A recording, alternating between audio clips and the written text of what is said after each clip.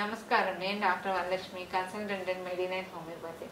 ఈరోజు మనం back pain గురించి తెలుసుకుందాం. సాధారణంగా బ్యాక్ పెయిన్ అన్నది అందరికీ సర్వసాధారణంగానే వస్తుంటుంది అనమాట.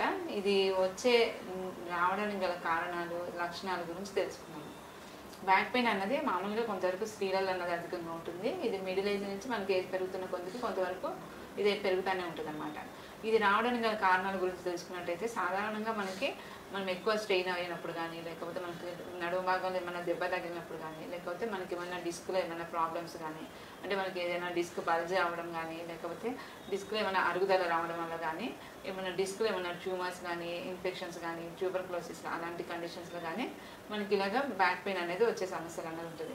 సాధారణంగా ఇంకా బ్యాక్ పెయిన్ అనేది ఫిజియలాజికల్గా చూసుకున్నట్టయితే ఎక్కువ స్ట్రెయిన్ అయినప్పుడు కానీ, ఇంకా ప్రెగ్నెన్సీ టైంలో కానీ, కొంతవరకు మెన్స్ట్రల్ టైం అప్పుడు కూడా సాధారణంగా బ్యాక్ పెయిన్ అనేది వస్తుంటుంది అనమాట. దీని యొక్క లక్షణాల గురించి తెలుసుకున్నట్టయితే మనకి నడుము భాగంలో మనకి L1 నుంచి L5 వరకు వర్టిబ్రాస్ లాగా ఉంటాయి. మనకి ఆ నడుము భాగంలో నొప్పిలాగా ఉండడము, ఉదయాన్నే లేచినప్పుడు కొంచెం స్టిఫ్నెస్గా అనిపించడం, ముందుకు వంగిన మనం కొంచెం బరువులు ఎత్తేటప్పుడు ఇబ్బందిగా అన్నది ఉండడము, ఈజీగా స్ట్రెయిన్ అయిపోవడం, ఇలాగ లక్షణాలు అన్నది ఉంటుంది. కొంతమందిలో మనకి నొప్పి అన్నది కిందకి కానీ, కింద కాళ్ళలోకి రావడం కానీ, లేకపోతే కొంచెం తిమ్మిర్ లాగా ఉండడం కానీ అన్నది ఉంటుంది అనమాట.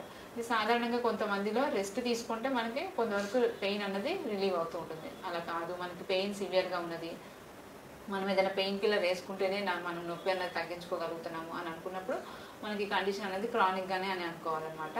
మనం ఇలాగ క్రానిక్ కండిషన్స్లో మన పెయిన్ కిల్లర్స్ అన్నది ఎక్కువ కాలం యూజ్ చేసుకుంటే మనకి సైడ్ ఎఫెక్ట్స్ లాగా వస్తుంటాయి.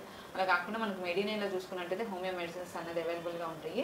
ఈ హోమియో మెడిసిన్స్లో మనకి నడుము భాగంలో మనకున్న కండిషన్స్ని బట్టి, అంటే మనకి ఏమన్నా డిస్క్ ప్రాబ్లం బట్టి మనకి ఏమన్నా పెయిన్ వస్తున్నదా, లేకపోతే మనకి నార్మల్ స్ట్రెయిన్ అవ్వడం వల్ల వస్తున్నదా, దాన్ని బట్టి మనకి మెడిసిన్స్ అన్నది ఇస్తామన్నమాట. మనకి హోమియోలో చూసుకున్నట్టయితే రూట్ కాజ్కి మనం ఎలాగా ఉన్నది దాన్ని బట్టి మనం మెడిసిన్స్ ఇస్తాము. దీంతోపాటు మనకి కొంతవరకు ఆహార నియమాలు కూడా ఎట్లా చేసుకోవాలి, మనం ఏ డైట్ తీసుకుంటే కొంతవరకు ఇంప్రూవ్మెంట్ త్వరగా అన్నది వస్తుంది, ఇవన్నీ కూడా మనం చెప్తామన్నమాట.